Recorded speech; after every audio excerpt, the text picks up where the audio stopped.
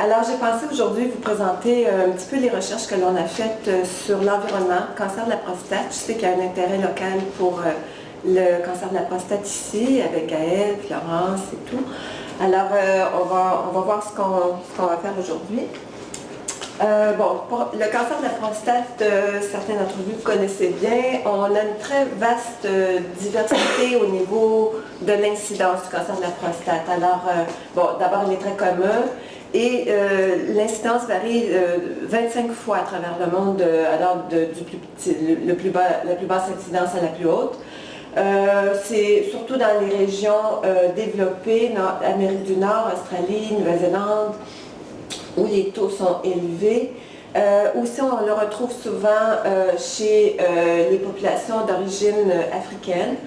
En Asie, c'est beaucoup moins commun. Alors, l'histoire du fait que l'incidence varie, on peut se poser la question, est-ce que c'est parce que c'est détecté plus souvent dans les pays développés avec les tests d'APS et l'examen digital, mais en réalité, après, ceux qui se sont penchés là-dessus pensent que c'est pas ce qui explique la variation dans l'incidence. Alors, il y a autre chose que la détection. Les études migrantes, ça c'est un grand classique là, des années 60, nous suggèrent que lorsque les gens déménagent d'un pays où l'incidence est basse vers un pays où l'incidence est plus élevée, ils acquièrent le taux d'incidence du pays d'adoption.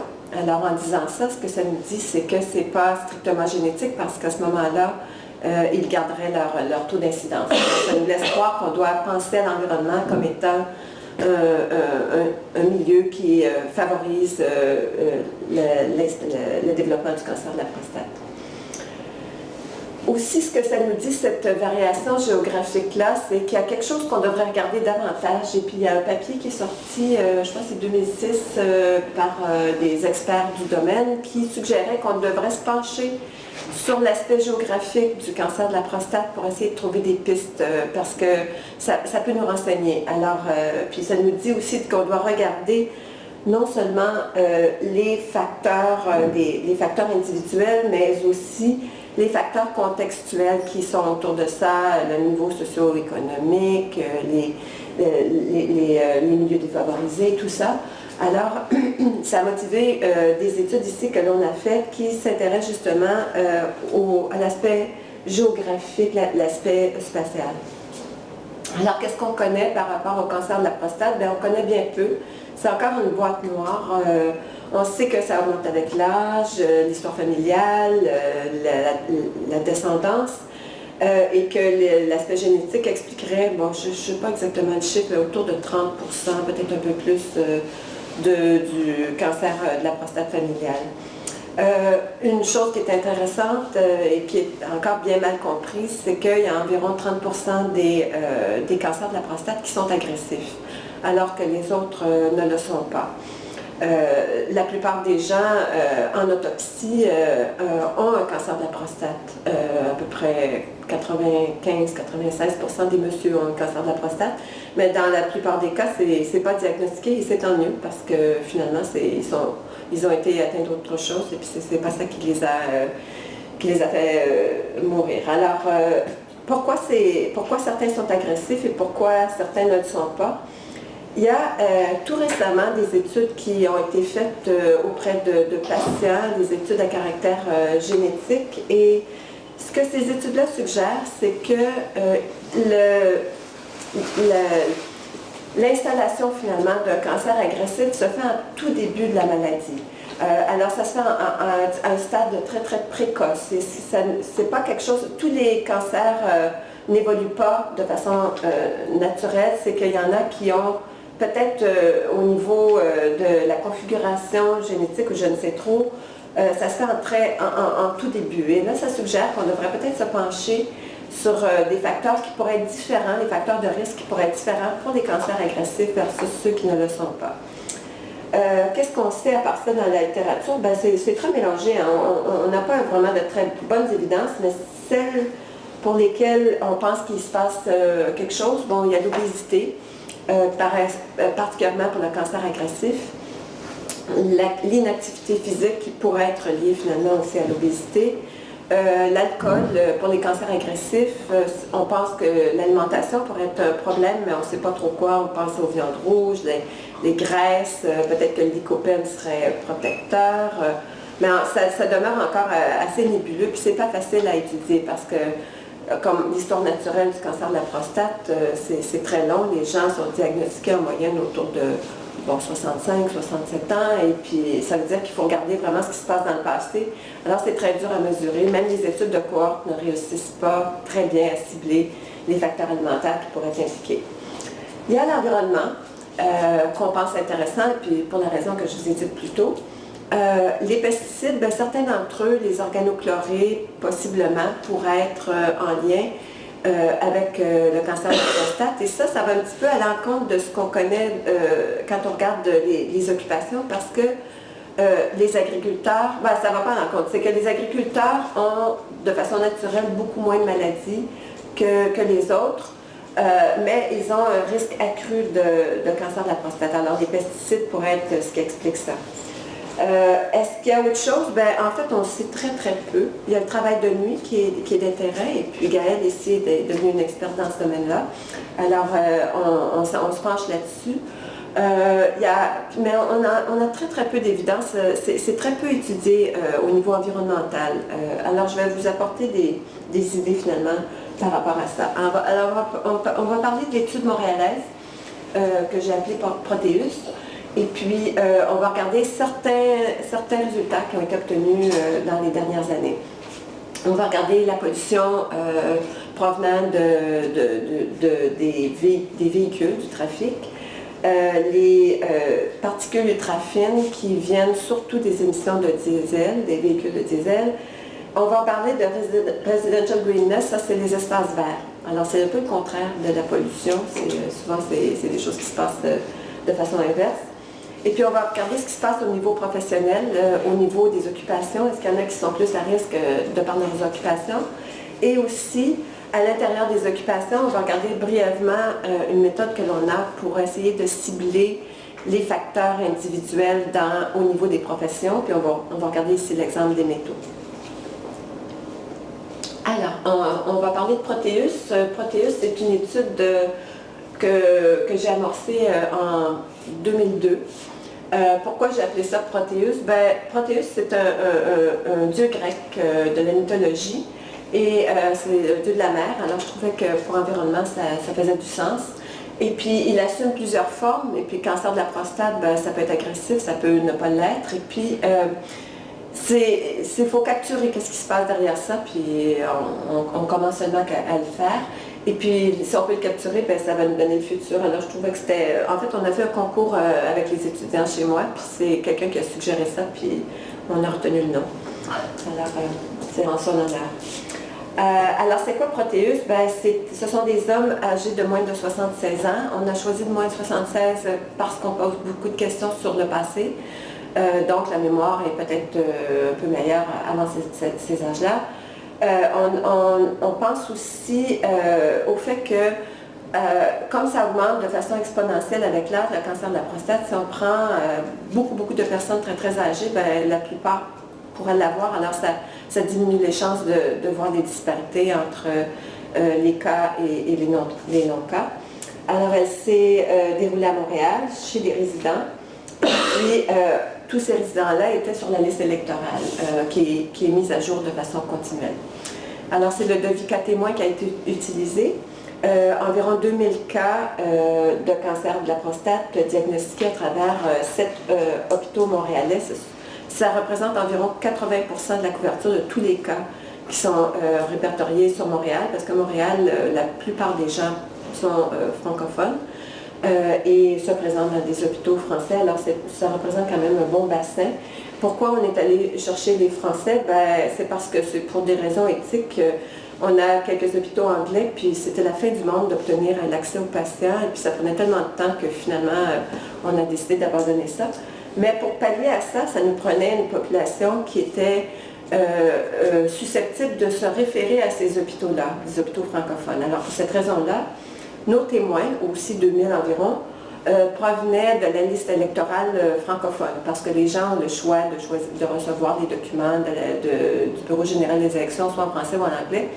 Donc, vu que notre bassin est montréalais, sur l'île de Montréal, et que les cas viennent des hôpitaux français, puis les témoins de la liste électorale française, bien, je pense qu'on peut s'attendre à ce qu'ils auraient été...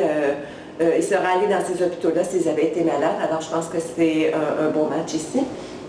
Le taux de réponse était meilleur chez les cas, 79%, et chez les témoins, 56%. Disons que nous, on recueillait certains spécimens biologiques, les entrevues étaient longues. C'est un taux de réponse qui n'est peut-être pas fameux au niveau des témoins, mais habituel pour ce genre d'études-là. Et puis, là, ça vous donne... Bon, ça, c'est l'île de Montréal. On ne voit pas super bien, mais ici, bon, il y a de l'eau. Puis il y a de l'eau un petit peu ici aussi. Alors ça, c'est l'île avec la rive sud et la rive nord. Et on voit, bon, en rouge, ce sont les cas, en plus pâle, ce sont les témoins. On voit que c'est une répartition à peu près égale dans les deux cas. Alors, ça, c'est Montréal, vous devez y venir. Pour vous donner une idée, vu qu'on pouvait s'inquiéter du fait que les témoins avaient pas aussi bien répondu, disons, que les cas, on devait s'assurer qu'ils n'avaient pas des caractéristiques particulières pour la non-participation. Alors, ce que l'on a fait, c'est qu'on a pris l'adresse de nos cas, l'adresse de nos témoins au diagnostic, et on est allé voir les données provenant du recensement autour de cette adresse-là. Et puis là, ce que ça nous dit, puis on a comparé les participants et les non-participants. Et pour, par exemple, au niveau de l'endroit de résidence, la médiane pour le revenu familial était très, très semblable chez les cas des témoins. Le pourcentage de non-emploi était aussi très proche. On voit ici que la même chose pour ceux qui ont eu des diplômes de high school et puis les immigrants récents. La tendance, c'est qu'on voit toujours que c'est toujours un petit peu plus élevé, peut-être, bon, le revenu est un petit peu plus bas chez les non-participants, un petit peu plus non-emploiement, un peu plus élevé qui n'ont pas de diplôme, mais bon, ça nous laisse croire que le niveau socio-économique était légèrement plus faible chez nos témoins, mais vraiment pas beaucoup. Ça nous rassure sur le fait qu'il n'y a pas un biais majeur au niveau de la sélection.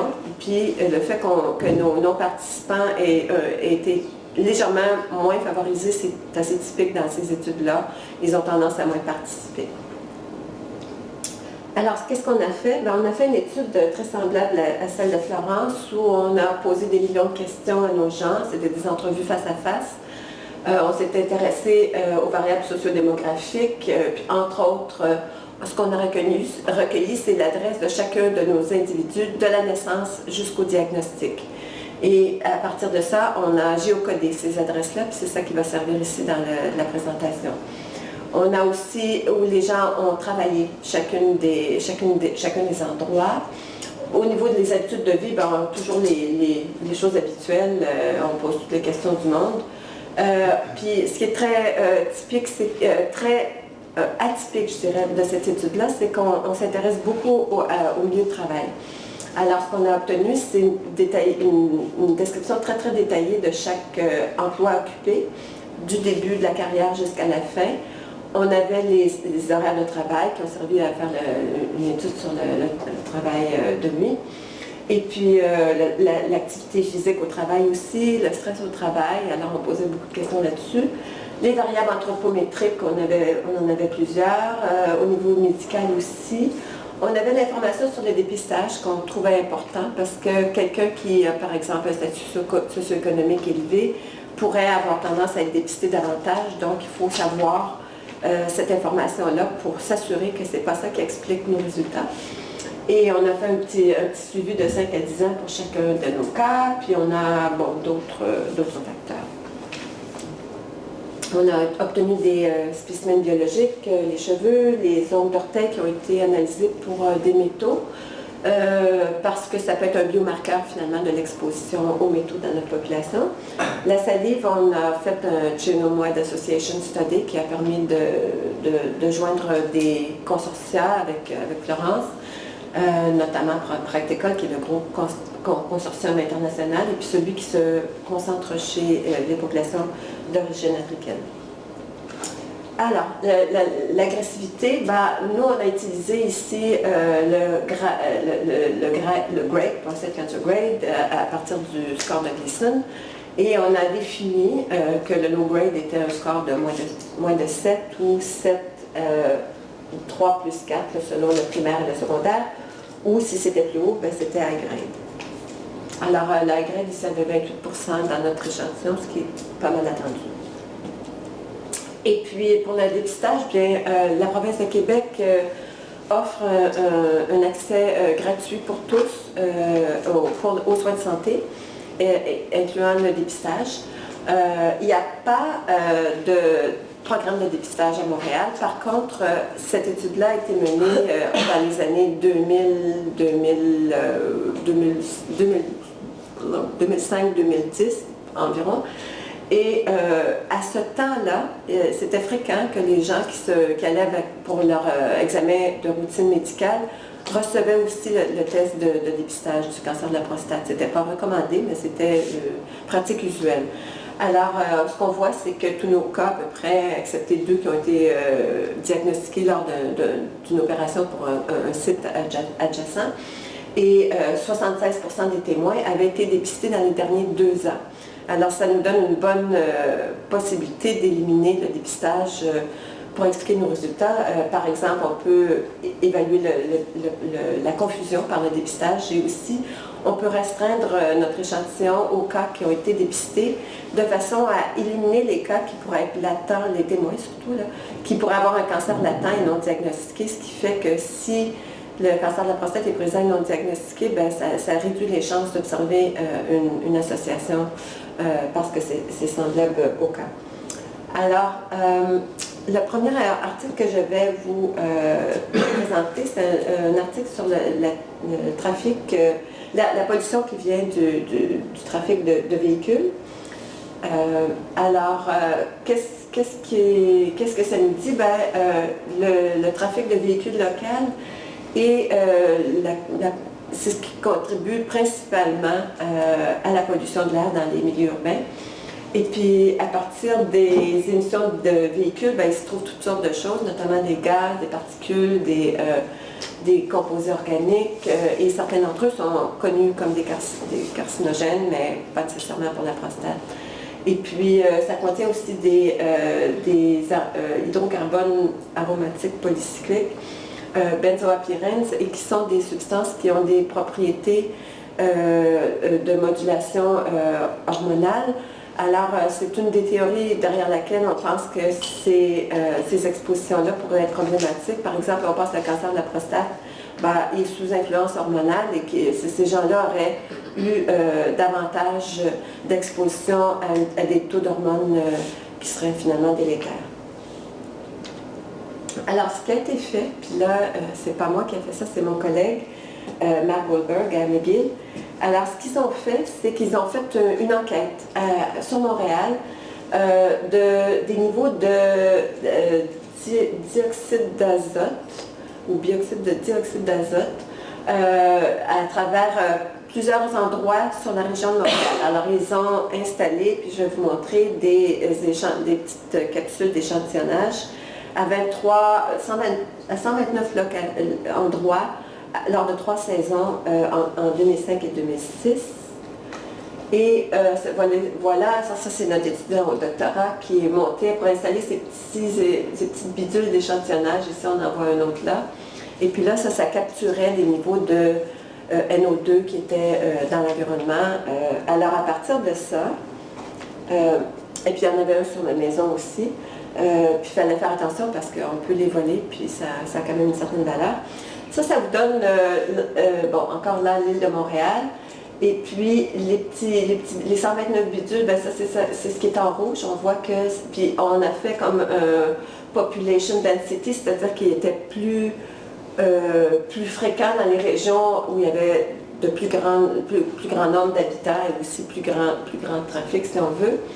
Et il y avait aussi des échantillonneurs de Santé Environnement Canada qui était là depuis 25 ans. Et puis, ça nous permettait de vérifier, de faire des comparaisons, mais aussi de faire des extrapolations sur les expositions antérieures qui auraient pu survenir dans la population.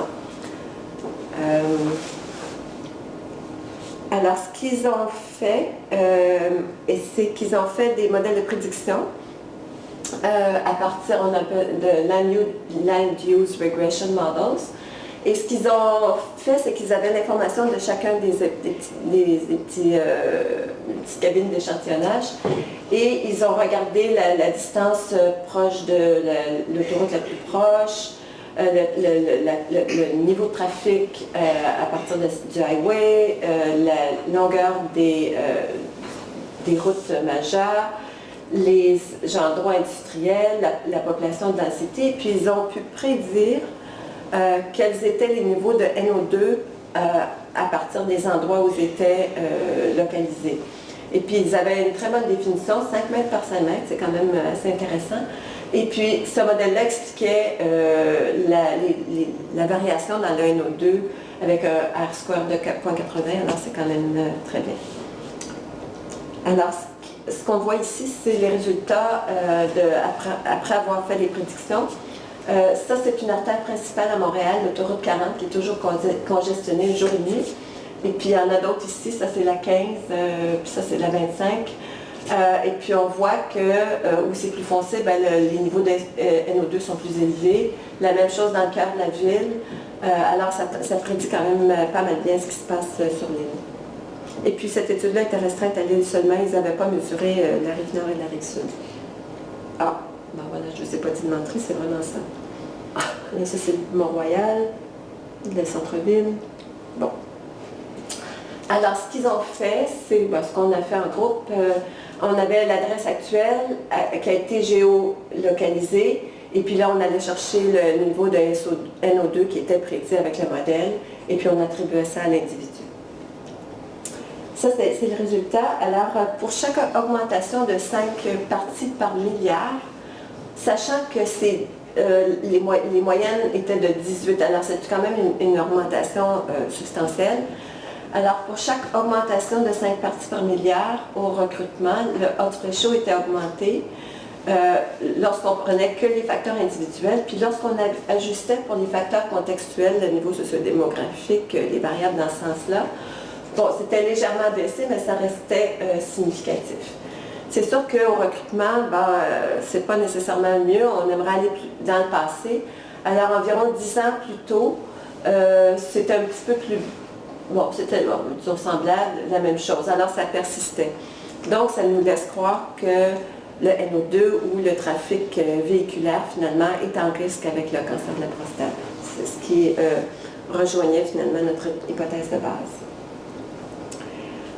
Je vais vous présenter aussi un autre article. Celui-là, plutôt qu'être sur le NO2, il porte sur les particules ultra-fines. Qu'est-ce que c'est ça? Eh bien, c'est des toutes petites particules qui sont dans l'environnement et dans des endroits urbains, comme au Canada, dans les endroits métropolitains. C'est le diesel, les véhicules de diesel qui sont les sources majeures de ultra-fines particules. Et on s'intéresse au diesel parce que c'est un carcinogène connu pour d'autres sites. On pourrait s'intéresser à voir quelle était la corrélation entre les ultra-fines particules et puis ce qu'on a vu tout à l'heure, le NO2. À Montréal, c'était autour de 0,5. qui est une corrélation moyenne, si on veut. Par contre, si on fait le même exercice à Barcelone, entre le NO2 puis les particules ultra-fines, c'est à 0,9, parce qu'il y a beaucoup plus de véhicules de diesel qui sont présents dans l'environnement, dans certaines des métropoles européennes. Alors, pour nous, c'est comme si on mesurait deux choses assez différentes à Montréal. Alors, la méthodologie qui a été utilisée est assez semblable à celle qu'on a vue un petit peu plus tôt.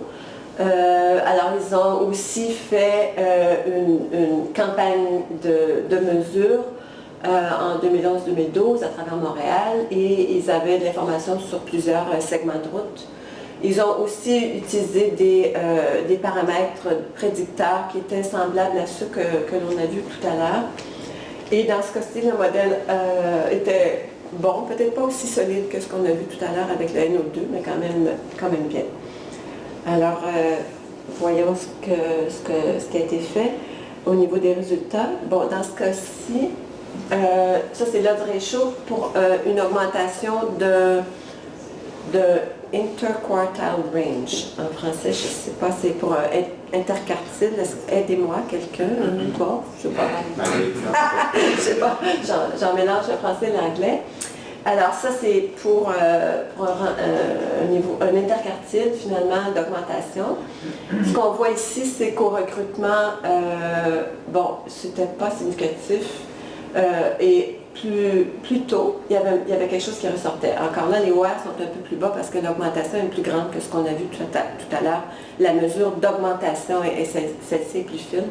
Mais ça va encore dans le sens que les ultrafine particles sont en augmentation, suggèrent qu'il y a une augmentation du risque du cancer de la prostate avec ces expositions-là. Et puis, la même chose, c'était très semblable lorsqu'on s'intéresse aux facteurs personnels, parce que c'est sûr que quelqu'un qui vit dans un environnement hyper pollué, proche des grandes artères et tout, pourrait avoir un statut socio-économique peut-être moins favorable. Dans ce sens-là, il était nécessaire de voir si ce qu'on observait n'était pas, non pas plutôt quelque chose d'un reflet du niveau socio-économique que de la pollution, mais l'association perdure après l'ajustement pour ces facteurs-là. On va maintenant parler des espaces verts et du risque de cancer de la prostate. Alors, on s'attendrait que quelqu'un qui vit super proche de grandes artères polluées par des véhicules et tout, vivrait peut-être plus loin d'espaces verts. Et les espaces verts, ils ont plusieurs propriétés soupçonnées. C'est bon pour le moral, ça nous fait sortir, ça nous fait bouger, c'est au niveau de... C'est meilleur pour les poumons et tout. Alors, il y a une tendance maintenant à étudier les espaces verts dans la survenue de maladies. Ça a été associé à du cancer du sein, par exemple, dans le passé, dans la Harvard, je pense que c'est de la Health Professional, en tout cas, aux États-Unis. Donc, il y avait un intérêt de regarder ce qui se passe pour le cancer de la prostate. Alors, on a fait un petit exercice là-dessus. Ça, c'est une postdoctorante, Claire, qui vient de Paris, en fait, qui est venue chez nous. Bon, les espaces verts, c'est des parcs, c'est des arbres autour de nous, c'est tout ce qui est vert. Et comment on mesure ça? Il y a des images satellites de la NASA qui permettent d'étudier les bandes spectrales. Et puis, je ne suis pas super versée là-dedans, mais c'est la technique. Alors, il appelle ça les near-infrared et le visible band, il y en a deux.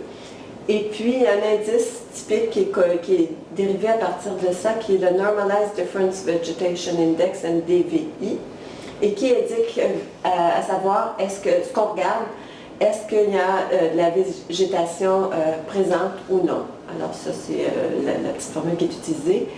Et ça varie, c'est à moins 1, ça indique qu'il y a de l'eau. Si c'est à peu près 0, c'est que c'est des rochers, du sel. Et puis si c'est plus grand que 0, là, c'est de la végétation. Parce que la chlorophylle font que l'indice NDVI augmente et se rapproche de 1. Alors c'est un peu l'image de satellite que l'on voit, puis je pense que ça décrit en tout cas le fait qu'il y a des endroits où c'est plus vert et des endroits où ça l'est moins. Alors ce que l'on a fait, c'est qu'on avait l'adresse au recrutement de nos individus qu'on a géocodé. Puis autour de ça, on avait un radius qui pouvait varier. Il y avait un buffer de 100 mètres ou qui pouvait être beaucoup plus grand d'1 kilomètre, par exemple, autour de l'adresse. Et on a fait ça pour des adresses en 1996 et en 2005 pour essayer de voir ce qui se passait non seulement au moment du diagnostic, mais aussi dans le passé. Alors, on présente ces résultats-là toujours en termes d'une augmentation du interquartile.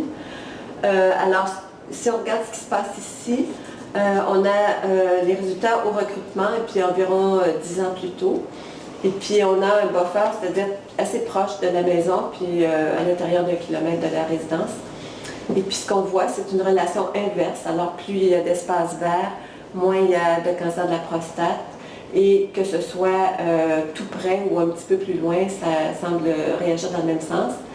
Et lorsqu'on ajuste pour les facteurs contextuels, on appelle ça le Material and Social Deprivation, à ce moment-là, on voit que c'est augmenté un petit peu, mais ça reste statistiquement significatif pour l'adresse au moment du recrutement.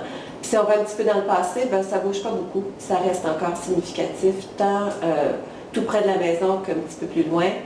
Et la même chose après, ça survit à peu près aux ajustements contextuels. On se demande toujours si l'ajustement pour les facteurs contextuels ne pourrait pas être un surajustement, parce que c'est toujours dangereux. Alors, il faut être un petit peu à l'affût, qu'ici, ça pourrait disparaître parce que finalement, ajuster pour les aspects sociodémographiques ont tendance à surajuster finalement. Et puis, ça fait qu'on n'observe plus rien. Mais en tout cas, ici, ça semble perdurer. Alors ça nous suggère que, bon, on voyait que la pollution semble problématique, alors qu'ici, ça aurait un effet protecteur. Et je soulève que ça, c'est après ajustement pour la pollution qu'on avait mesurée dans les autres études. Alors, c'est indépendamment de la pollution. Donc, les espaces verts semblent avoir un effet protecteur. Donc, le sommaire que je viens de vous faire, on va répéter, c'est qu'on voit des associations positives avec le trafic, que ce soit à partir du NO2 ou des particules ultra-fines. Par contre, on voit une association négative pour les espaces verts, par exemple.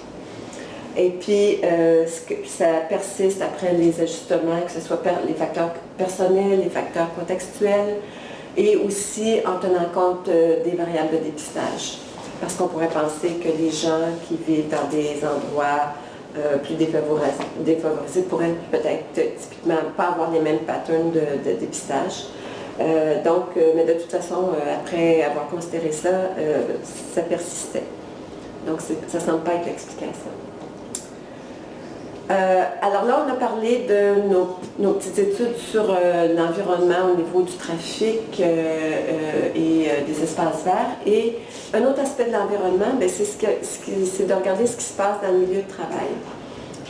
Le milieu de travail, c'est une fenêtre finalement, parce que les niveaux d'exposition ils sont plus élevés, sont plus facilement mesurables. Alors, c'est une fenêtre privilégiée pour aller observer les expositions au milieu de travail. Ici, c'est quelqu'un qui s'appelle Jean-François Sauvé qui a soutenu sa thèse de doctorat tout récemment. Et puis, on avait l'examinateur externe qui était avec nous ici. Et puis qui l'a examiné, puis il l'a fait survivre, il a réussi à soutenir sa thèse. Alors, c'est une petite étude qu'il avait faite en chemin. Ses travaux de thèse sont autres que celle-là, mais je l'avais lancé sur cette petite aventure-là lorsqu'il faisait son doctorat. Alors ça visait à voir s'il y a des associations entre les groupes professionnels, tant au niveau de l'occupation que de l'industrie, et la survenue de cancer de la prostate. Alors, faut dire que nos gens, on avait l'histoire professionnelle pour tout le monde et ça fait beaucoup de possibilités parce que c'est une étude à base populationnelle. Il y avait plusieurs occupations qui étaient présentes dans cette population-là. Il y en avait environ 700, environ 600 industries. Et puis on a fait des ajustements pour l'âge, l'histoire familiale, toutes les variables typiques que l'on utilise dans ce genre d'études-là. Et puis, étant donné qu'on faisait énormément de comparaisons, c'est-à-dire qu'on faisait l'association entre un paquet d'industries, un paquet d'occupations et le cancer de la prostate, il y avait une chance que certaines de ces associations-là émergeraient uniquement par la chance. Alors, ce qu'on a fait, c'est des modèles, c'est Jean-François qui a fait des modèles semi-bayésiens pour tenir en compte le fait qu'on faisait des comparaisons multiples et retenir finalement les associations qui étaient les plus robustes dans notre échantillon. Alors, ce qu'il faisait, c'est qu'il rendait les possibilités de odds ratio réduites. Alors, il ne pouvait pas avoir un odds ratio de 100, ça serait inconcevable. Alors, il a fait un shrinkage, il a rétréci les possibilités des odds ratio potentiels. Alors, je vous donne juste ici des exemples d'occupations qui ont été observées, mais il y en a beaucoup d'autres, mais en tout cas, celle-là a été retenue en particulier. Alors, au niveau de la foresterie, les policiers, les sciences sociales, les gasoline station attendants pour le high grade, et puis les travailleurs du textile aussi pour les high grade. Et puis le gouvernement et puis les institutions financières. Ce qu'on pourrait peut-être penser par rapport à ça, c'est bon, ici, est-ce que ces gens-là n'étaient pas exposés à des pesticides, par exemple, au niveau de la foresterie? Pour les police officers, ceux qui sont sur la route pourraient potentiellement être plus exposés à des substances environnementales, de pollution. Social sciences, c'est peut-être des gens qui sont un peu plus sédentaires, plus inactifs. Alors c'est peut-être ça qui expliquerait l'augmentation des risques. Gasoline station attendant, ça encore là, c'est au niveau de la pollution peut-être. Textile, ça c'est intéressant aussi, il faut voir qu'est-ce que ça veut nous dire. Puis ici, les industries, c'est encore des choses qui sont peut-être à caractère un peu plus inactif, si on veut, au niveau de l'activité physique.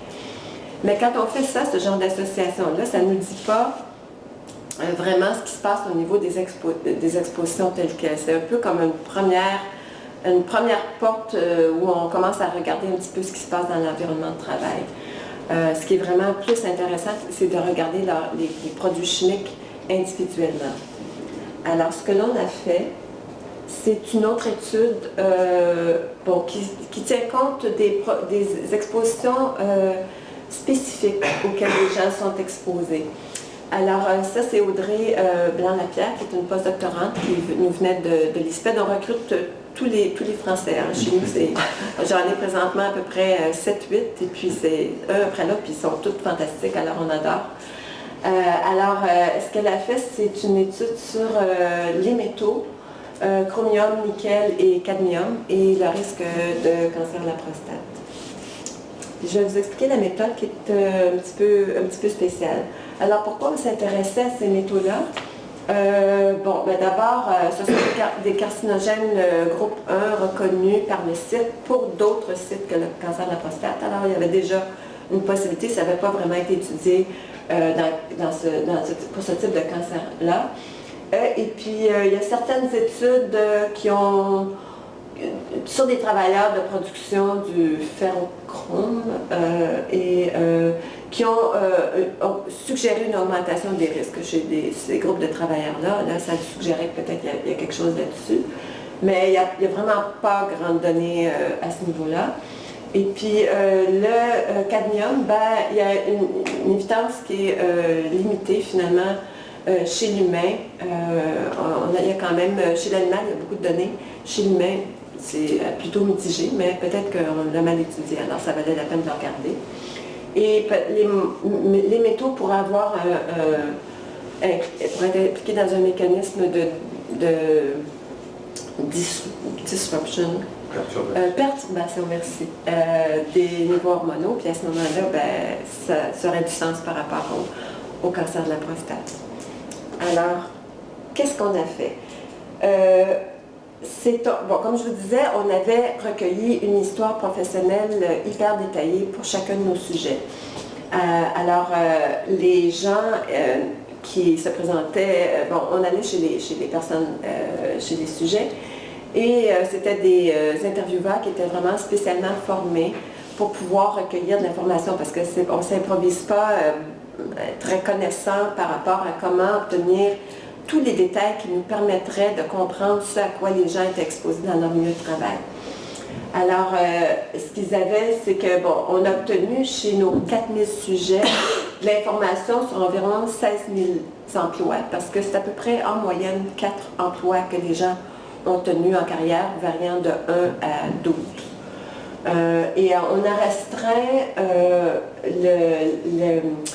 la collecte pour les emplois tenus de 2 ans ou plus. Et puis ça, c'était un peu pour nous aider parce que, d'une part, l'entrevue devenait longue parce que on pouvait passer 1 heure, 2 heures, 3 heures, parfois juste sur la composante professionnelle. Alors, en coupant des emplois qui étaient tenus sur peu de temps, on prenait le risque que c'était des emplois qui pouvaient être un petit peu moins importants. Et puis, après un calcul, on s'est rendu compte que cette réduction-là de ne pas tenir en compte les emplois qui duraient moins de 2 ans ne restreignait pas beaucoup la couverture totale de la carrière, c'est moins de 4 %. Alors, on se dit que ça pourrait ne pas être très majeur. Puis, on a justement un papier qui est en train de sortir pour expliquer quelle est la différence entre ce qu'on appelle des short jobs, là, des emplois tenus peu de temps versus les autres. Et puis, ça ne semble pas être très, très différent. Alors, les intervieweurs, on en avait 4 qui se promenaient sur le territoire et ils obtenaient une description hyper détaillée de chacune des tâches que l'individu avait faites dans chacun des emplois. Ça parlait des équipements qui avaient été utilisés, les produits, les mesures de protection, par exemple, les gens avaient des masques ou est-ce qu'il y avait une ventilation dans le milieu. Et puis, c'est une technique, on appelle ça la méthode par expertise, expert-based approach, qui est probablement reconnue comme la méthode de référence pour les études à caractère populationnel. Alors, pour chaque emploi, il y avait d'abord un questionnaire général semi-structuré. Alors, ça disait, bon, qu'est-ce que vous avez fait? Est-ce que vous pensez qu'il y avait des poussières? Est-ce que vous pensez qu'il y avait des... Puis ces intervieweurs-là étaient très, très bien formés, comme je vous le disais. Et puis ça, cette information-là, elle a été ensuite envoyée vers un groupe de 4 chimistes hygiénistes industriels. Et puis eux, ils se penchaient sur l'information qui avait été recueillie auprès des sujets. Et puis ils étaient capables d'assigner l'exposition potentielle à plus de 300 agents chimiques. Alors c'est tout un travail de moine, là, ça a été...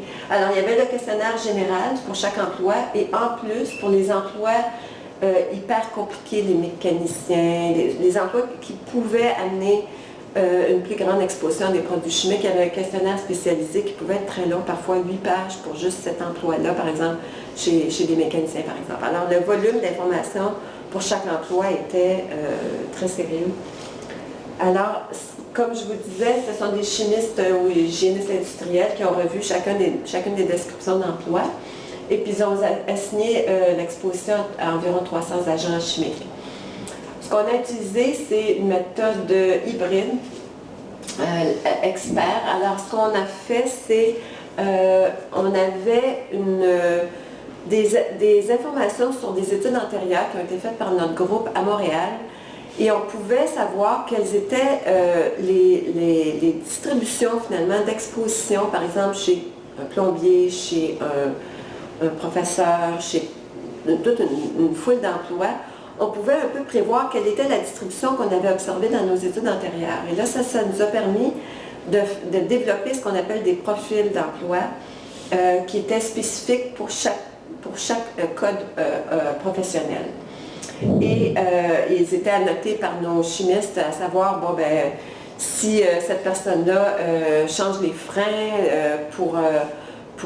dans un centre de mécanique, ben, il y a une possibilité qu'il y avait de l'amiante sur les plaquettes de frein. Donc, s'il faisait ça, on pouvait assigner de l'exposition à l'amiante, par exemple, de façon plus importante.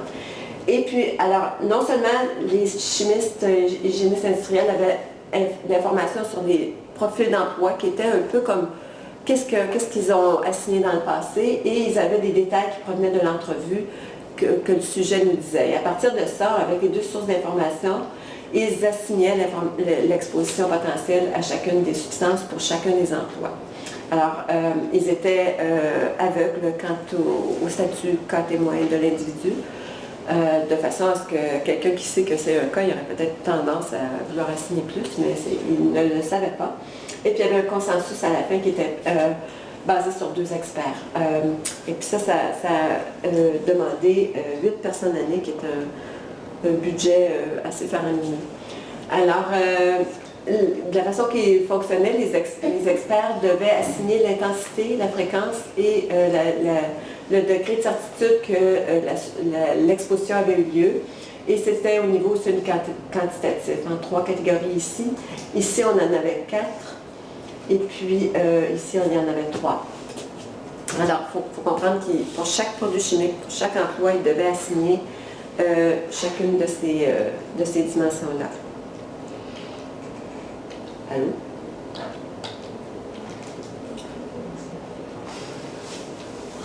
Bon.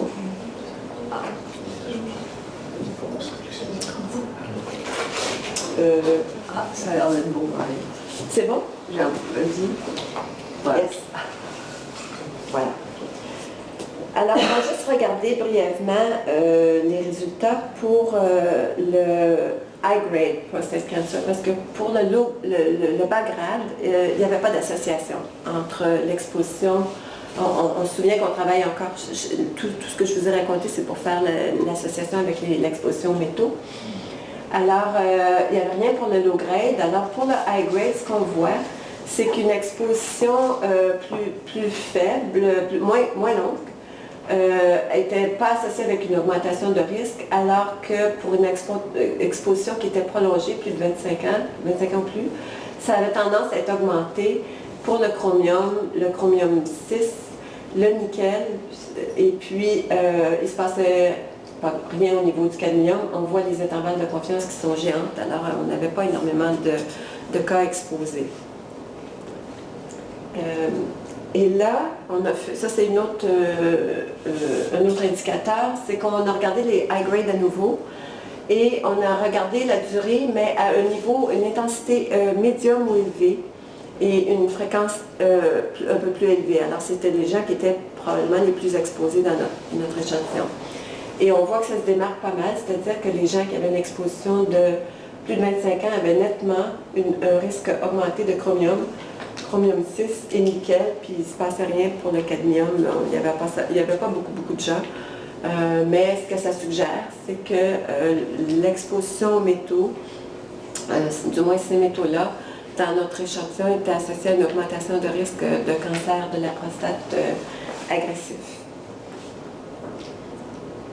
Alors, qu'est-ce que ça nous dit? Ben, juste pour faire un petit peu le sommaire de nos données, Traffic Related Pollution et puis les particules ultrafines, ben, c'est un problème.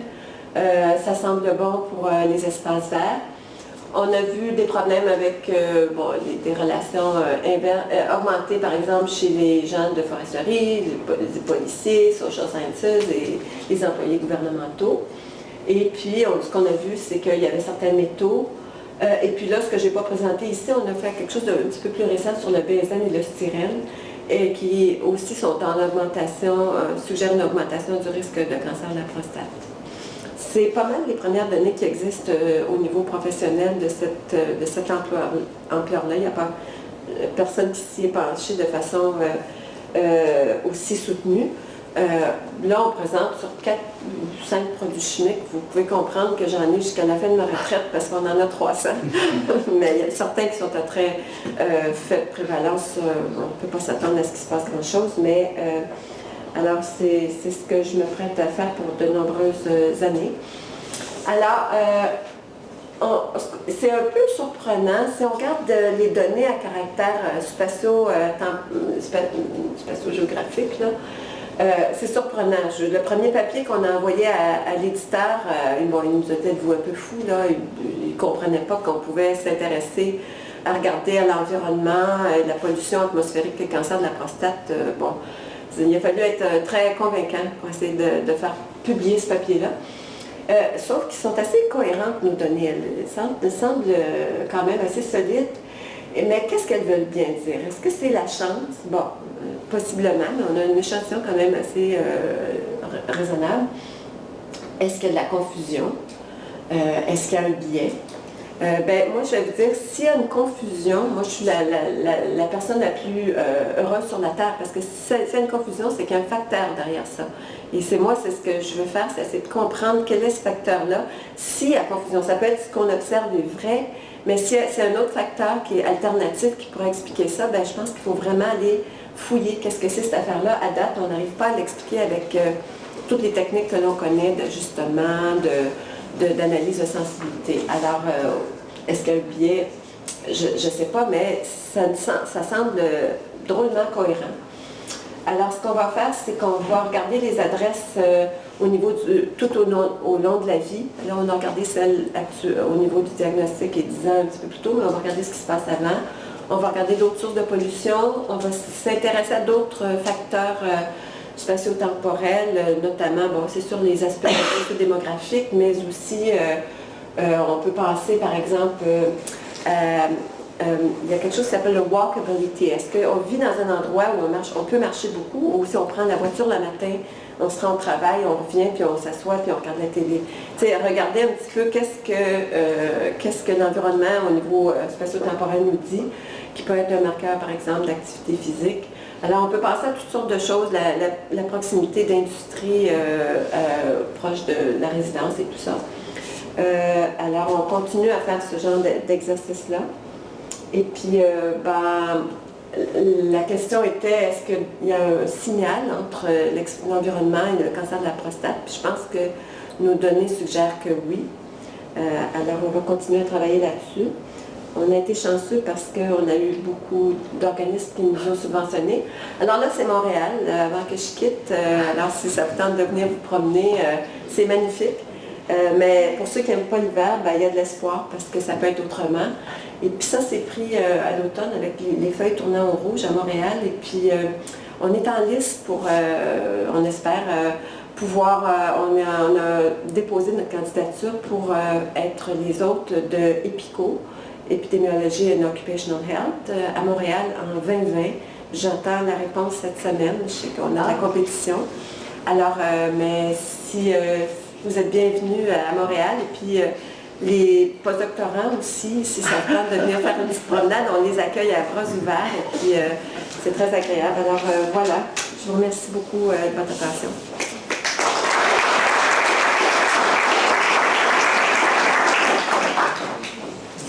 Merci beaucoup Marie-Alice, c'est passionnant, ça me donne plein d'idées. C'est toujours ça, sur Epicap. Oui, c'est ça. Est-ce que vous avez des questions? Oui, merci pour la présentation, c'est vraiment une étude très intéressante. J'avais beaucoup de questions, j'ai choisi moi. Vous avez parlé de facteur de confusion. Et donc, j'imagine que potentiellement le facteur puissant, c'est la participation au screening du test de PSA. Ça peut être, effectivement. Donc, vous avez mentionné à un certain moment justement pour le screening du PSA. Comment vous avez fait ça? On ne peut pas vraiment ajuster pour le screening à ce niveau-ci, dans le sens que le fait d'avoir été dépisté ou non, parce que, comme on a vu, la plupart des cas ont été dépistés. Alors, c'est un ajustement qui ne donne rien. Par contre, je pense que ce qui est solide dans ce cas-ci, c'est qu'on a éliminé, on a fait une analyse de sensibilité en éliminant tous les témoins qui n'avaient pas été dépistés récemment. Donc, ces gens-là ont un potentiel d'avoir un cancer de la prostate qui est présent. Et en conservant dans notre échantillon que les gens qui ont été dépistés récemment, ça nous dit que c'est des gens qui sont au même pied au plan du dépistage, tant chez les cas que les témoins. Alors, dans cet échantillon-ci, la meilleure façon de faire, c'est d'éliminer en analyse de sensibilité les gens qui n'ont pas été dépistés. Et puis là, ça fait qu'on a une comparabilité au plan cas témoin. Ce qu'on peut faire aussi, c'est regarder le nombre de dépistages qui ont été effectués chez nos gens. On a cette information-là. Alors, on a l'information dans les derniers 5 ans. Si on regarde, ça ne couvre pas tout, Mais ça donne une bonne idée de la fréquence de dépistage à notre population et on voyait qu'il y avait un très grand nombre qui passaient une fois par 5 dépistages en 5 ans, qui était semblable à une visite annuelle finalement. Il y avait un pic à ce niveau-là. Alors c'est ce qu'on peut faire. Ah, donc vous ne l'avez pas fait? Oui, bon, on le fait habituellement dans toutes nos analyses de sensibilité. Puis ces informations-là nous suggèrent que ce n'est pas le dépistage qui est derrière tout ça, mais on garde ça vraiment en veille, on surveille activement parce qu'à mon avis, il y a un risque. Oui, parce que c'est intéressant, par exemple, sur la greenness, c'est un résultat très intéressant. Avec l'ajustement, les estimations approchent plus 1 et il reste sur moins de 1, mais il y a un changement significatif aussi en termes d'ajustement sur le niveau socio-économique. Oui. C'était la deuxième colonne. Et j'imagine qu'il y a une relation assez forte entre le niveau socio-économique et l'utilisation du dépistage. Oui, on est en train de faire des études là-dessus pour essayer de comprendre quels sont les prédicteurs finalement de dépistage dans notre population. C'est quelque chose qui est intéressant, qui pourrait être utilisé dans d'autres études un petit peu peut-être. On est en train de regarder ça effectivement. Il y a une relation entre les deux, mais on a l'information de dépistage, alors c'est ce qui est plus fort que de prendre une variable un peu accessoire pour... oui, mais c'est des bonnes questions de dépistage. Moi, c'est ma hantise un petit peu, puis Florence le sait, à chaque fois qu'il y a une conférence sur le cancer de l'apprentissage, je lève ma main, je dis, est-ce que vous avez tenu en compte le dépistage? Et puis comment? Parce qu'à mon avis, il y a quelque chose derrière ça. Mais alors, je suis un petit peu redondante, puis radoteuse là-dessus, mais j'y crois. Je pense qu'il faut faire attention. Et juste si je peux, si vous avez regardé si par exemple, l'association avec la greenness protectrice est encore présent si vous regardez seulement les agressifs, les tumeurs agressives. On a fait on fait toujours des analyses en parallèle entre non-agressifs et agressifs et elle est présente chez les deux. Ah, également. Okay. Oui, bonne question, je ne l'ai pas noté. Ouais. Oui, justement, je peux rebondir sur ça. C'est tout ce que tu nous as présenté, c'est, enfin, à part pour les professions où il y en a certaines, enfin, pour... Oui, c'est ça. Quand je ne présente pas, c'est qu'il se passe la même chose chez les agressifs et non-agressifs. Je m'excuse, j'aurais dû le mentionner, mais c'est tout à fait ça. On a toujours, comme je vous disais, on a la présomption qu'il pourrait avoir une distribution de facteurs de risque différentielle entre les agressifs et les non-agressifs. On pense qu'il faut le regarder, alors on le fait toujours. Puis on a une puissance assez bonne quand même chez nos agressifs pour pouvoir faire quelque chose, même si on est à 30% de nos cas, ça survit un peu assez bien nos analyses.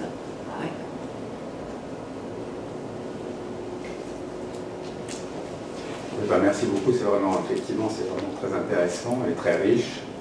Je me posais la question aussi pour le NO2 et les particules ultrafines. Tu regardais aussi agressif et non agressif, les résultats sont... C'est dans le même sens. Ouais. Bon, enfin, j'avais plein de questions aussi sur... tu montrais aussi par exemple sur la différence entre les participants et les non-participants chez les témoins. Est-ce que c'est possible de regarder ça également chez les cas? On a fait les deux. Oui. Alors, puis ça va, c'est exactement la même chose, parce que oui, ça aurait pu être problématique chez le témoin. Non, c'est ça. On a fait cas et témoin, puis ensemble, et puis ils vont tous les deux dans le même sens, avec une légère suggestion de statut socio-économique défavorisé chez nos témoins, qui est à peu près attendu, mais c'est très très peu, alors ça nous rassure. Parce que s'il y avait une grosse disparité, on se serait dit, il y a un biais de sélection pas mal sérieux ici. Ça ne semble pas être le cas. Oui. Sur les aspects professionnels, là, les résultats sont intéressants là aussi. Déjà, sur le chrome et le nickel, en fait, j'imagine qu'il y a beaucoup de gens qui sont exposés à la fois au chrome et au nickel. Oui, on n'arrive pas à faire ça va être difficile de faire la part des choses. Non, c'est ça, c'est très difficile. Les deux bougent en même temps.